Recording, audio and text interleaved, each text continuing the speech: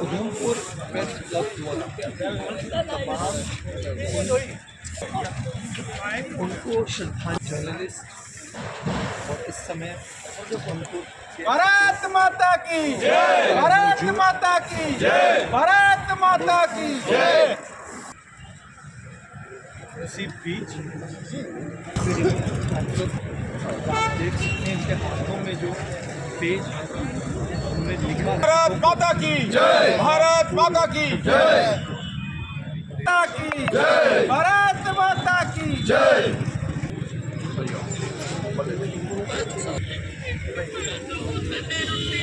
लोहा लेने के लिए हमारे देश का हर एक नागरिक, हमारे देश का हर एक जवान, हमारी देश की केवल और केवल हमें प्रतीक्षा है और वहाँ देश को सपोर्ट किया और यहाँ पे कि जिस तरह से आज पूरे प्रेस क्लब के हमारे सदस्य,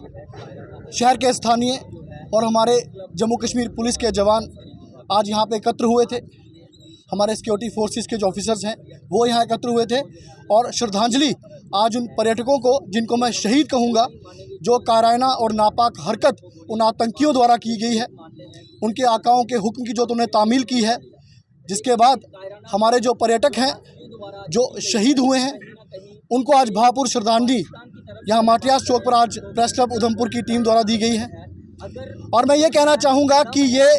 बहुत ही एक नापाक हरकत है जिसका अंजाम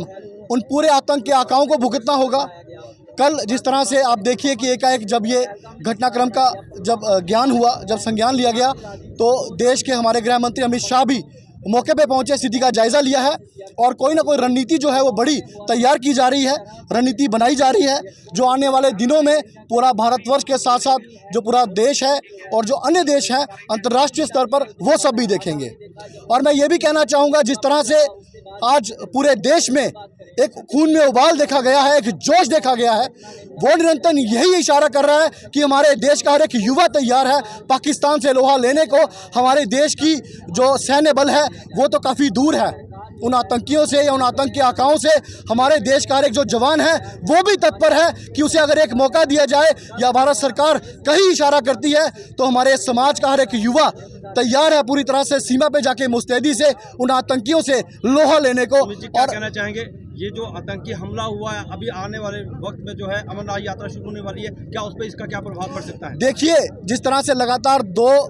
या 3 वर्षों से जो यात्रा है वो लगातार निरंतर साफ तौर पे चल रही थी, पूरी दुरुस्ती से यात्रा जो है वो करवाई जा रही थी। और जो आप देखेंगे कि जिस तरह से जो सैलानी है वो भी लगातार पर्यटक हर साल में बढ़ोतरी हो रही थी, उनमें बढ़ोतरी होने के साथ साथ ये आतंक के जो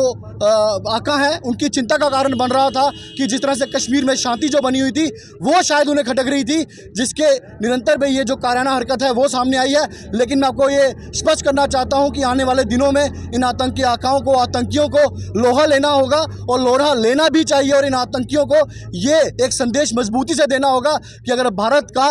एक भी नागरिक अगर इस तरह से निर्मम जो है और एक इतनी कायराना हरकत से उनकी हत्या करने का यहाँ पे साजिश रची जाएगी तो इस साजिश का निरंतर जो जवाब जो है वो उनके आतंकी आकाओं को दिया जाएगा। सुमित जी क्या कहना चाहेंगे? कठुआ में एक पत्रकार वार्ता के साथ मारपीट का मामला भी सामने आया है, उसको लेकर क्या कहना चाहेंगे? जी, बड़ा दर्दनाक है। जिस तरह से आज पता चला कि हमारे जो मीडिया बंधु हैं वो फील्ड पे जाते हैं जब, तो पूरी तरह से वो भी सर पे कफन बांध के निकल रहे होते हैं, वो भी सर पे कफन बांध के जाते हैं। तो जिस तरह से आज उनके साथ जो हरकत की गई है वो भी बड़ी एक बेशर्मी भरी हरकत थी, उसको भी कड़े शब्दों में हम यहाँ उसकी निंदा करते हैं और ये चाहते हैं कि ये भी मांग रखते हैं कि इस निंदा के ऊपर भी पूरी तरह से प्रशासन को व अधिकारियों को उसकी भी जो है वो जांच करनी चाहिए और जांच के आदेश देने के बाद वो ये माफ़ी का एक विषय है कि हमारे पत्रकार बंधुओं से उनसे माफ़ी भी मंगवानी चाहिए।